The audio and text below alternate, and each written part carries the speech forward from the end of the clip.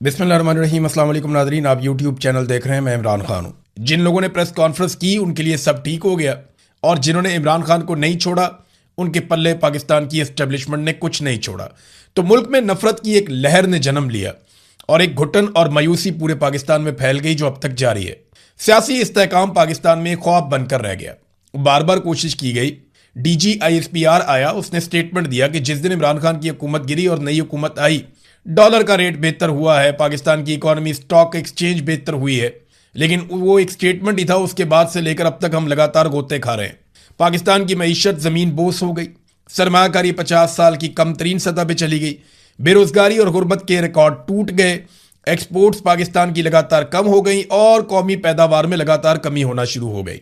यानी कॉटन हम पैदा करते थे, आज पहले से कम पैदा करते हैं। बाकी इजनास भी पहले से कम पैदा करते हैं। हमारी कौमी पैदावार लगातार, चाहे वो प्रोडक्शन फैक्ट्रियों में हो रही है, चाहे ज़राअत में हो रही है, वो कम हुई है, बढ़ी नहीं है। इंसानी हकूक की बदतरीन पामालियां पाकिस्तान में की गई और आलमी सतह पर पाकिस्तान का तशख्खुस, उसे काफ़ी नुकसान पहुंचाया गया। सारी एजेंसियों और इदारों को इसी काम पे लगा दिया गया कि इमरान खान से जुड़े लोगों को तबाह बर्बाद कर दो। कोई नैरेटिव पाकिस्तान की मिलिट्री एस्टेब्लिशमेंट की ख्वाहिश के खिलाफ नहीं आना चाहिए। और एजेंसियां वो काम करना शुरू हो गई जो काम इस शिद्दत से उन्होंने इससे पहले कभी नहीं किया था, और इसके असरात आपको आने वाले सालों में नजर आएंगे। अमनो अमान की सूरत हाल बुरी तरह खराब हो गई, क्योंकि तवज्जो एजेंसियों की किसी और तरफ थी। जमहूरी निज़ाम का बेड़ा गर्क कर दिया गया। पाकिस्तान में जमहूरियत नहीं है, ये पाकिस्तान का हर आदमी कहता है, बल्कि जो हुकूमत में मौजूद वज़रा हैं वो कहते हैं कि ये हाइब्रिड निज़ाम, एक दोगला निज़ाम है जिसमें जमहूरियत का अमल दखल नहीं है। ये दोगला निज़ाम है। पाकिस्तान में जर्नैल मुल्क को चला रहे हैं और हम सिर्फ स्टीयरिंग व्हील पे बैठे हुए आपको दिखाई दे रहे हैं। अपने मुंह से कहते हैं वो। तो हाइब्रिड निज़ाम के नाम पर सिविलियन इदारों का control Aahista Aahista military officers के पास जाना शुरू हो गया, और अब लगभग ज्यादातर इंतजाम उनके पास है जिन लोगों को इन इदारों को चलाने का किसी किस्म का कोई तजर्बा नहीं है। सरमायाकार पाकिस्तान से भाग गए और ब्रेन ड्रेन लगातार हो रहा है। लोग अपना सरमाया पाकिस्तान से निकाल रहे हैं, हुंडी करके, किसी भी तरीके से मनी लॉन्ड्रिंग करके लोग पाकिस्तान से बाहर पैसा लेकर जा रहे हैं। यूरोप में बहुत पैसा गया है, बरतानिया में बहुत पैसा गया है, लोग मिडल ईस्ट के अंदर बहुत पैसा निकाल कर ले गए हैं। मोहसिन नकवी ने खुद कहा कि $100 अरब पाकिस्तान से बाहर सिर्फ इन 3-4 सालों में चला गया। ये मोहसिन नकवी ने अपने मुंह से बताया। असल फिगर इससे भी ज्यादा है। तो सरमायाकार भी पाकिस्तान से भाग गए, ब्रेन ड्रेन हो रहा है। जो पढ़े लिखे लोग हैं, डॉक्टर्स बहुत बड़ी तादाद में चले गए, इंजीनियर्स बहुत बड़ी तादाद में चले गए, कारोबारी लोग, IT एक्सपर्ट्स, जो हुनरमंद हैं, वो पाकिस्तान छोड़ छोड़कर बाहर जा रहे हैं। लगभग पाकिस्तान ने 40,000 अरब का कर्जा लिया इन 4 सालों में। 40,000 अरब का, इतना कर्जा पाकिस्तान जब से बना तब से लेकर अब तक लिया था। तो कर्जा लेने का भी पाकिस्तान ने सारा रिकॉर्ड तोड़ दिया। पाकिस्तान की मिलिट्री एस्टेब्लिशमेंट ने गुज़िश्ता 4 सालों में सब कुछ करके देख लिया। हुकूमत गिरा दी, अपनी हुकूमत बना ली, पूरा इलेक्शन चोरी कर लिया, ना इंसाफियों के रिकॉर्ड कायम कर दिए, अदलिया और मीडिया और पार्लियामान को यरगमाल बना लिया, मगर मुल्क एक कदम भी आगे नहीं चल पाया। इमरान खान पाकिस्तानियों की जिद बन गया है। यह बात पाकिस्तान की मिलिट्री एस्टेब्लिशमेंट को समझ जानी चाहिए। पाकिस्तानियों की ये जिद है, यानी एस्टेब्लिशमेंट की जिद है कि इमरान खान को आने नहीं देना, और अवाम की जिद है कि हम इमरान खान को लाकर दिखाएंगे। अब एस्टेब्लिशमेंट ने अपने ही मुल्क के लोगों से लड़ाई शुरू कर दी है। पाकिस्तान की मिलिट्री एस्टेब्लिशमेंट, यानी पाकिस्तान के चंद जर्नैलों ने जो टॉप पर बैठे फैसले कर रहे हैं अपने मफाद के लिए, उन्होंने चंद सियासतदानों या खानदानों के साथ मिलकर यह जिद बना ली है कि हमने इमरान खान को नहीं आने देना, जबकि अवाम ने जिद बना ली है कि हम इमरान खान को लेकर आएंगे। अब जब तक यह मैच पड़ा रहेगा ना, तब तक पाकिस्तान आगे नहीं बढ़ता। यह है सादी सादी बात। अब आ रहे इमरान खान बाहर कैसे आएंगे। देखिए, एक बात तो बड़ी क्लियर है कि इमरान खान की फैमिली भी अब ये बात मानना शुरू हो गई है कि इमरान खान साहब की पार्टी इमरान खान साहब को बाहर निकालने के लिए किसी किस्म की कोई एक्टिविटी नहीं करने वाली। अभी ये एक स्टेटमेंट मैं आपको सुनाता हूं। उस्मा खानम, इमरान खान की बहन है, वो एक स्पेस में बात कर रही थी। उन्होंने क्या कहा, जरा ये सुनिए। मगर आप दूसरा अभी सेमिया तोड़ने का तो हमारे तक नहीं आया था। हाँ, और जहां आप कह रहे हैं कि ये बिल्कुल हमें, ये नौरीन को पता है कि इनको बड़े लोगों ने कहा कि हमें इंफॉर्मेशन दी कि आपके लोगों ने ही आपकी मुलाकातें बंद कराई हैं, कि आपके लोग ही नहीं चाहते कि आप जाके मुलाकात करें और कोई इंस्ट्रक्शन आए। हमें नहीं, हमें किसी ने डायरेक्टली, मगर इंफॉर्मेशन हमें ऐसे आती है। अब अल्लाह जानता है कितनी सच है, मगर हमें भी अब यही महसूस होता है। ये वो कह रही है कि अब हमें ये इंफॉर्मेशन मिली कि बहनों की मुलाकातें भी पार्टी के लोगों ने रुकवाई हैं। ये मैंने ना इससे पहले ये बात सुनी भी थी। 1-2 जर्नलिस्ट हैं, उन्होंने मुझे बताया था कि ये खबर है। और ये एस्टेब्लिशमेंट को कहा गया कि जनाब बहनें जाती हैं तो इमरान खान साहब की तरफ से सख्त स्टेटमेंट आता है, वो आकर बाहर बता देती हैं, तो मामला वहाँ से ख़राब होता है, आप मुलाकात ही ना करवाएं। अब इमरान खान की बहन ये बात कर रही हैं कि जनाब नहीं, हमारी पार्टी हमारे खिलाफ हो गई, वो नहीं मिलवाने देते। दूसरा, पार्टी के अंदर शदीद इख्तलाफात पैदा हो गए हैं कि इमरान खान साहब को बाहर कैसे लेकर आना है।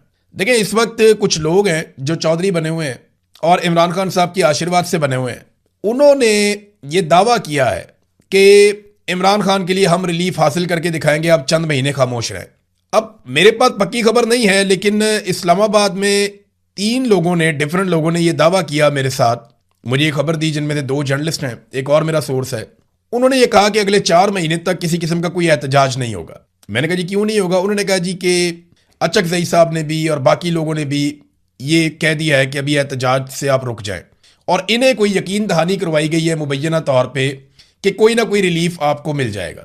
अब इस किस्म की ट्रक की बत्तियों के पीछे ना एस्टेब्लिशमेंट ने बड़ी दफ़ा लगाया, पीटीआई को मुज़ाकरात हो रहे हैं, बात होने वाली है, कुछ रास्ता निकलने वाला है, ये बार बार लगाते हैं ट्रक की बत्ती के पीछे। 4 महीने वैसे भी ये लोग कोई एहतजाज कर नहीं सकते, अब तो सख्त गर्मी आने वाली है, आगे बजट आ रहा है और इससे अच्छी अपोजिशन हुकूमत को कभी नहीं मिलेगी। आप देखिएगा, हुकूमत जैसा चाहेगी बजट पास करेगी और ये अपोजिशन कुछ भी नहीं कर सकेगी, इतना सा भी कुछ नहीं कर सकेगी। पीटीआई के दिमाग में ये है कि ये कुछ ना कुछ करके कोई डील बना लेंगे। इमरान खान पे एस्टेब्लिशमेंट का जब दबाव बहुत ज्यादा बढ़ेगा तो उसके नतीजे में कुछ ना कुछ करके ये लोग कोई डील बना लेंगे और उस डील के नतीजे में पाकिस्तान तहरीके इंसाफ को दोबारा मौका मिल जाएगा। लेकिन इमरान खान एस्टेब्लिशमेंट के सामने फिलहाल अब तक जो मेरी इत्तला है वो हार मानने के लिए तैयार नहीं है। अब जो इमरान खान साहब का एक अंदाजा था कि उनकी पार्टी के लोग अवाम को लीड करेंगे, अब वो तो दिखाई दे नहीं रहा। क्या अवाम खुद से निकल आएगी? देखिए, एक दिन तो पाकिस्तानियों को निकलना पड़ेगा, लेकिन क्या इमरान खान के पास उतना वक्त है कि वो इंतजार करें और उनके पास उतनी सेहत है कि वो इंतजार करें उस वक्त का जब लोग निकलेंगे?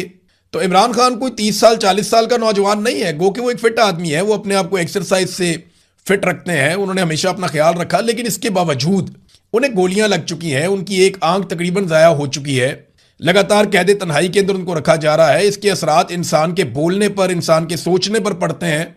ये सारी चीज़ें जिनसे वो गुजर रहे हैं ये आसान नहीं है। और पाकिस्तान तहरीके इंसाफ के अंदर ऐसा लगता है किसी को इस बात की फिक्र ही नहीं है कि इमरान खान के साथ क्या हो रहा है। बड़ी तकलीफ होती है ये सोच करके एक साबिक वजीर आजम को सिर्फ एक मिलिट्री एस्टेब्लिशमेंट की ख्वाहिश के ऊपर बगैर किसी जुर्म के जेल के अंदर डाला हुआ है, और वो जेल काट रहा है, और कोई आदमी उसकी पार्टी में जो उसके नाम लेकर MPs MNAs बन गए, मिनिस्टर्स बन गए, जिनको वजारतें मिल गई, वो उसका नाम लेकर आ गए, लेकिन आज उसके लिए खड़े होने को तैयार नहीं है। पता नहीं कैसे इनकी गैरत गवारा करती है, मुझे तो समझ नहीं आती। ये बेनिफिशरी है सारे इमरान खान के, सारे इमरान खान के बेनिफिशरी है। इनमें से कोई भी मार खाने के लिए तैयार नहीं है, कोई भी जेल जाने के लिए तैयार नहीं है। औरतों ने अच्छी लड़ाई लड़ी है, यानी सनम जावेद ने अच्छी लड़ाई लड़ी है, यास्मीन राशिद साहिबा ने अच्छी लड़ाई लड़ी है, जब तक वो बाहर थी उन्होंने बड़ी अच्छी लड़ाई लड़ी, आलिया हमजा साहिबा ने, और बहुत सारी खवातीन हैं, मैं नाम लेना भूल जाऊं, भुट्टा साहिबा हैं, और खवातीन हैं जो रावलपिंडी में बहुत खवातीन निकलती हैं, जो इमरान खान की बहनों के साथ भी जाती हैं। तो मैं सबका नाम जिनका ना ले पाऊँ मैं मादरत चाहता हूँ, जो अंदर है बेचारी उनका मैं तस्करा कर रहा हूँ। खवातीन ने अच्छी लड़ाई लड़ी है, लेकिन यहाँ बहुत सारे लोग जिनके बड़े बड़े दावे थे वो दिखाई नहीं दिए, पता ही नहीं चला गए किधर। तो डील की आस लगाई हुई है तहरीके इंसाफ के लोगों ने कि शायद कोई बात बन जाए। अब नादरीन आए एक बड़ी खबर की तरफ।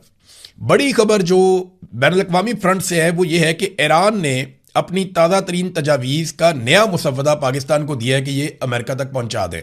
अब इससे पहले ईरान ने एक मुसव्वदा दिया था कि अमेरिका के पास ये तजावीज़ लेकर जाएं, उसको मुस्तरद कर दिया डोनाल्ड ट्रंप ने, क्योंकि डोनाल्ड ट्रंप डू मोर कह रहा है कि जनाब और बेहतर डील चाहिए, मुझे मजीद फेस सेविंग चाहिए। अब ईरान एक लेवल से आगे तो दे नहीं सकता, लेकिन ईरान ने अच्छा ये किया कि एक और मरतबा लचक दिखाई है, और पाकिस्तान ने ये रिक्वेस्ट भी की है कि अभी किसी किस्म का कोई हमला ना किया जाए, जंगबंदी उसको जारी रखा जाए।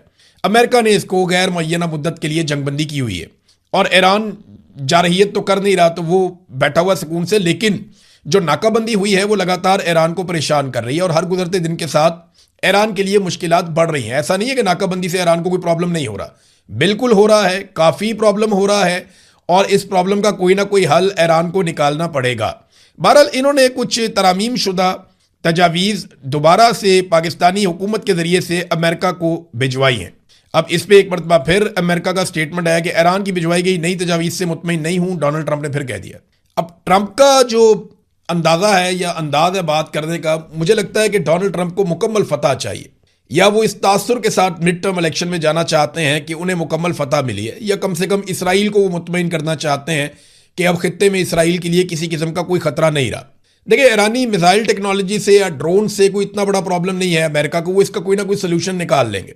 लेकिन अगर ईरान ने एटमी तजर्बा कर लिया तो उसका फिर उनके पास कभी भी कोई हल नहीं होगा। फिर जितनी मर्जी ईरान पे पाबंदियां लगाएं, अल्टीमेटली इनको ईरान से बात करनी पड़ेगी और एक वक्त आएगा कि ईरान नॉर्मल बाकी मुल्कों की तरह जिनके पास एटमी कुव्वत होने का एक सर्टिफिकेट है या जिनके पास एटमी हथियार है, उनकी तरह ईरान भी सर्वाइव करेगा। ईरान को central Asia, Russia, even Pakistan side, India, ये सब ईरान से ताल्लुकात रखते हैं। आप बिल्कुल उसको बंद करके नहीं रख सकते। बहुत बड़ा मुल्क है, एक तरफ उसके तुर्की है, इराक है, ऊपर रशिया है, सेंट्रल एशिया से मिलता है, अफगानिस्तान से मिलता है, पाकिस्तान से मिलता है, और बहुत बड़ी सरहदें हैं। सामने की तरफ ओमान है, बहुत सारे खलीजी ममालिक हैं। तो ईरान कोई ऐसे तर्न वाला नहीं है जिसको आप समझें कि बिल्कुल ही एकदम खत्म हो जाएगा। तो अब ये ईरान ने तजावीज़ दी, लेकिन डोनाल्ड ट्रंप ने, क्योंकि डोनाल्ड ट्रंप के कोर्ट में बॉल है, तो डोनाल्ड ट्रंप ने ही फैसला करना है कि अब क्या होगा। तो डोनाल्ड ट्रंप ने कहा जी कि वो मुतमईन नहीं है। ये नहीं बताया दोनों ने कि तजावीज़ है क्या। लेकिन ईरान ने मजीद फ्लेक्सिबिलिटी दिखाई है, तो मे बी फ्लेक्सिबिलिटी यही हो कि यूरेनियम को चंद सालों के लिए वो डील दे रहे हो कि जी इतने सालों तक हम कुछ भी नहीं करेंगे, हम आपके मुआहदे के मुताबिक चलेंगे, हम ये चीज़ें तय कर लेते हैं। मे बी ईरान जो है वो इन चीज़ों पे एग्री कर गया हो। और दूसरा, आबना हुर्मुज़ को खोलने के लिए चाइना ने भी अक़वाम मुत्तहिदा में बात की है। ईरान कहता है जी आप ये नाकाबंदी ख़त्म करें, मैं आबना हुर्मुज़ को खोल देता हूँ। तो ये विन विन सिचुएशन हो जाएगी दोनों के लिए। लेकिन ईरान के पास आबना हुर्मुज़ का एक ऐसा पॉइंट अब हमेशा के लिए आ जाएगा कि वो जब चाहेगा ये दुखती रग को पकड़ लिया करेगा। ये बात अमेरिका को और अरब ममालिक को समझ आ गई। वो कोई इसका ऐसा सोल्यूशन निकालेंगे या कोई ऐसा हल निकालेंगे कि बैनुल अक़वामी सतह पे आबना हुर्मुज़ को आइंदा कंट्रोल किया जाएगा। वो कुछ ऐसा करना चाहेंगे तो ईरान भी अपने आप को मुकम्मल तौर पे बाहर नहीं निकालेगा। अमेरिका ने, क्या ये मुमकिन है कि अमेरिका हमला करे? तो इसके लिए जो बड़ी खबर है मैं आपको बताता हूं कि CENTCOM commander admiral Brad Cooper और पीट हेग्जेट, जो इनके वजीर दिफा है, और joint chiefs chairman general Dan can, इन्होंने डोनाल्ड ट्रंप को ईरान के खिलाफ मुमकिन नए मिलिट्री ऑपरेशन पर ब्रीफिंग दी और 3 ऑप्शंस पे गौर किया गया। यानी डोनाल्ड ट्रंप ने ब्रीफिंग ली है सेंटकॉम के कमांडर से, और उसके साथ वजीर दिफा थे, उसके बाद जो है वो ज्वाइंट चीफ चेयरमैन थे, और इन सब से उन्होंने ब्रीफिंग ली है और 3 ऑप्शन पे गौर किया गया। नंबर 1 ये है कि मुख्तसर मुद्दत में शदीद तरीन हमला किया जाए ईरान पे, और साथ ही मुज़ाकरात करके मामला हल किया जाए ताकि फेस सेविंग हो जाए बड़े पैमाने पे। नंबर 2, आबना हुर्मुज़ पे कब्जे का एक मनसूबा पेश किया गया कि अगर इस पे कब्जा करना है पूरे तरीके से तो उसमें क्या करना पड़ेगा। नंबर 3, ईरान से अगर अफसूदा यूरेनियम उठाकर लेकर जानी है तो ज़मीनी ऑपरेशन करना है तो उसका तरीक़ाकार क्या होगा। ये 3 ऑप्शंस उनके सामने डोनाल्ड ट्रंप के रखी गई हैं, जो अमेरिकन मीडिया में रिपोर्ट हुई। याद रखिएगा कि 26 फरवरी को, यानी 28 फरवरी को अटैक किया था अमेरिका ने, और 26 फरवरी को डोनाल्ड ट्रंप को बिल्कुल ऐसी एक ब्रीफिंग दी गई थी हमले से 2 दिन पहले। यानी पिछली मरतबा हमले से 2 दिन पहले बिल्कुल ऐसी ही ब्रीफिंग डोनाल्ड ट्रंप ने ली थी, और अब उसी नौइयत की ब्रीफिंग दोबारा डोनाल्ड ट्रंप ने ली है। तो क्या डोनाल्ड ट्रंप दोबारा हमला करने जा रहे हैं? देखिए, हमले की सूरत में अमेरिका को सबसे पहले अपने बहरी बेड़े पीछे हटाने पड़ेंगे। उसकी वजह यह है कि पिछली मरतबा अमेरिकी अड्डों के ऊपर जो ईरान ने अटैक किया वो अमेरिका के लिए हिला देने वाली चीज़ थी, वो उसकी तवक्को नहीं कर रहे थे, और काफ़ी नुकसान हुआ अमेरिका का, इसराइल का भी, अरब ममालिक का भी। अब इस मरतबा ईरान ने अपने अहदाफ अलग अलग किस्म के बताए हुए हैं। ये जो बहरी बेड़े हैं ना अमेरिका के, ये बहुत कीमती हैं, अरबों डॉलर के हैं। तो अमेरिका नहीं चाहेगा कि ये समंदर की तह में चले जाए, लिहाजा वो इन बेड़ों को पहले पीछे हटाएगा और उस जगह पे लेकर जाएगा जहां से वो ईरान की रेंज से बाहर चले जाए। फिर वो अपनी जंगी हिकमत अमली के ऊपर अमल करेगा। ये बहुत लंबा चौड़ा प्रोसीजर है। जैसे ये लड़ाई होगी आप देखेंगे ये सारी चीज़ें इनको करनी पड़ेंगी। नाज़रीन, अमरीकी सदर को ना अगर वो कोई जंग शुरू कर दे तो 60 दिन के अंदर उसे कांग्रेस से मंजूरी लेनी होती है। इस हवाले से ये अमेरिका का आइन कहता है। तो डोनाल्ड ट्रंप से जब पूछा गया कि जनाब आज 60 दिन मुकम्मल हो गए तो क्या आप कांग्रेस से इसकी अप्रूवल ले रहे हैं, तो कोई इतनी अच्छी पोजीशन तो नहीं है अमेरिका में डोनाल्ड ट्रंप की। तो उन्होंने कहा जी कि मुझे अप्रूवल लेने की जरूरत नहीं है। उसकी वजह यह है कि 60 दिन से पहले जंगबंदी हो चुकी है। यानी हमारी जंगबंदी तो अप्रैल में शुरू में हो गई थी और जंग 60 दिन तक चली नहीं। तो क्योंकि जंगबंदी हो गई है और उन्होंने एक लेटर भी लिख दिया डोनाल्ड ट्रंप ने कि अभी हमारी कोई जंग नहीं चल रही, लिहाजा उनके मुताबिक उन्हें कोई ज़रूरत नहीं है जंग की इजाज़त लेने की ईरान के साथ लड़ाई के हवाले से, क्योंकि जंगबंदी हो चुकी है 60 दिन से पहले। अब अगर दोबारा जंग शुरू होती है तो इसके लिए डोनाल्ड ट्रंप को फिर जो आईनी रुकावट है उसको अबूर करना पड़ेगा। IAEA के सरबराह हैं राफेल ग्रोसी, उन्होंने एक स्टेटमेंट दिया। ये वो एजेंसी है जो एटमी मवाद के हवाले से बैन अवी सतह पर निगरानी करती है। अब राफेल ग्रोसी जो इसके सरबराह है, उन्होंने एक स्टेटमेंट दिया। उन्होंने कहा जी कि उनकी इतला के मुताबिक ये कभी इम्कान मौजूद है कि ईरान की जो अफजूदा शुदा यूरेनियम है, जो एनरिचमेंट हो चुकी है यूरेनियम की, जो तैयार है जिससे एटम बम बन सकता है 2 हफ्तों के अंदर अंदर, वो जो यूरेनियम है वो अस्फहान में ही मौजूद है, जो जौहरी मरकज है वहां पे। ये दावा किया उन्होंने। अब अगर वो वहां मौजूद है तो अमेरिका वहां पे कैसे अटैक करेगा? याद रखिएगा, इससे पहले जो लड़ाई झगड़ा हुआ था बहुत बड़े पैमाने पे, वो इस्फहान में ही हुआ था। इंटरनेशनल फ्रंट पे एक और खबर है नादरीन के गुज़िश्ता 4 सालों में जो तेल की कीमतें रही हैं बैन अवी सतह पे, आज 4 सालों का रिकॉर्ड टूट गया। तेल की कीमतें बुलंद तरीन सतह पर पहुंच गई हैं और डोनाल्ड ट्रंप के लिए ये काफ़ी सख्त है, क्योंकि बहुत सारे ऐसे ममालिक जो डोनाल्ड ट्रंप के इत्तेहादी हैं वो अब बराह रास्त मुतासर होना शुरू हो गए हैं और कहीं ना कहीं वहां पे जो है निज़ाम ज़िंदगी तो मफलूज नहीं हुआ, लेकिन उनके कारोबारी मामला, उनकी मईशत के मामला जो है वो मुतासर हो रहे हैं।